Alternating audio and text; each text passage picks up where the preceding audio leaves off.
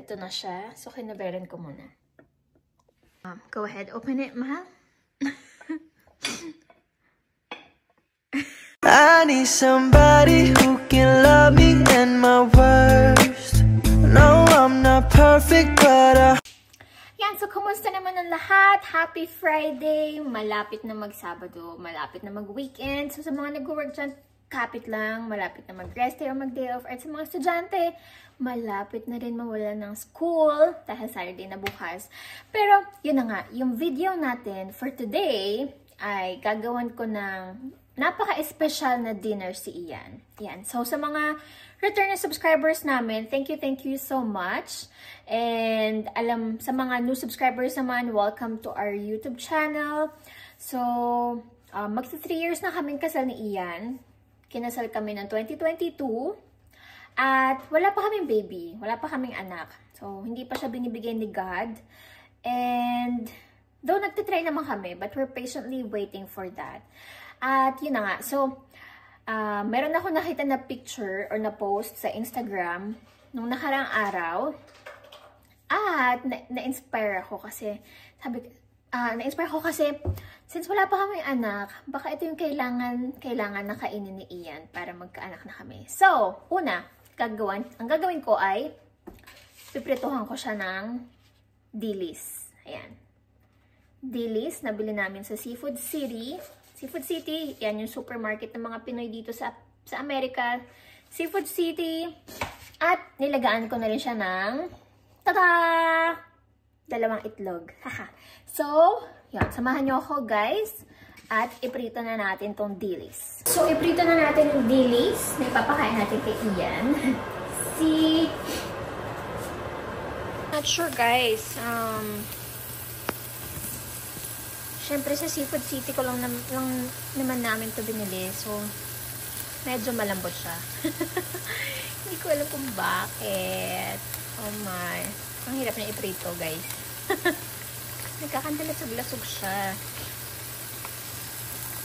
So, comment down below kung paano po ba ang tamang pagprito ng dilis. Or, sa tingin niyo po ba, baka bilasan na ito nabili ko. Char!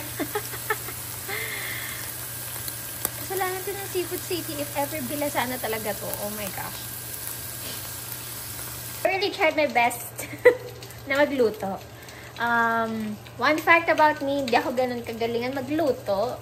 Pero, yun. I think it's my first time na magprito din ng dilis. So, please comment down below guys kung paano ba ang tamang pagprito ng dilis. Or kung fresh ba or hindi na fresh yung nabili ko na dilis. Kaya, ganito yung kinalabasan. Kayo na lang mag-judge. So, ayan. Hindi ko tuloy na-expect. Ang ini-expect ko ay isa-isa sila na mapiprito. Pero, sobrang na ako nahirapan. Kaya, ayan. Minix-mix ko na lang sila. At isa lang yun na-save ko. Oh my gosh, wala pang ulo. Nakakaloka. Pero, yun na nga. Yan talaga. Trial and error. Try again next time. Yun na nga guys. At nakauwi na si Ian from work. So, gabi na rin dito. So, dinner time. So, sabi ko sa kanya, I told him that I made a special dinner for him. More of like appetizer because you've seen what happened earlier. So, I'm gonna grab it. Dadalhin ko na sa kanya. Yeah? Oh boy, oh boy! Ito na siya. So, kinaberan ko muna. Kinaberan muna natin. This is a fertility appetizer. Oh, yeah? For fertility. Okay. Is this a Filipino dish, Mahal? No, it's not a Filipino dish, but yeah. Go ahead, open it, Mahal. Boom. Oops.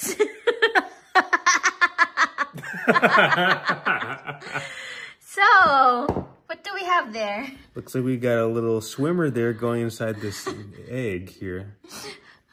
What kind of swimmer? Be more specific. The one that swims from its Say it. sperm. We we have a sperm and an egg. egg cell. Ooh. So if I eat these, we're gonna have a baby, huh, Mahal? That's the idea. Just kidding. It's a good theory there, Mahal. Good job. I just saw the Instagram and thought like make it as Nice, Mahal. I thought you were gonna prank me, Mahal, actually. So, can you hold it like that, Mahal? As you can see, we got Oh my gosh. little anchovy there. A little anchovy, yeah. Yeah, anchovy and then a hard-boiled egg. Hard-boiled egg. So, this is the process. So, ayun na nga ating simple na surprise kay Ian. Supposed to be a dinner pero naging appetizer kasi nga nakita niyo naman kanina hindi ko naprito ng maayos yung dilis kasi I think hindi na siya ganun ka-fresh. So, I think hindi ko na naman ipapakain sa kanya yun, yung isda. Ano lang yun, for the sake na surprise. Surprise!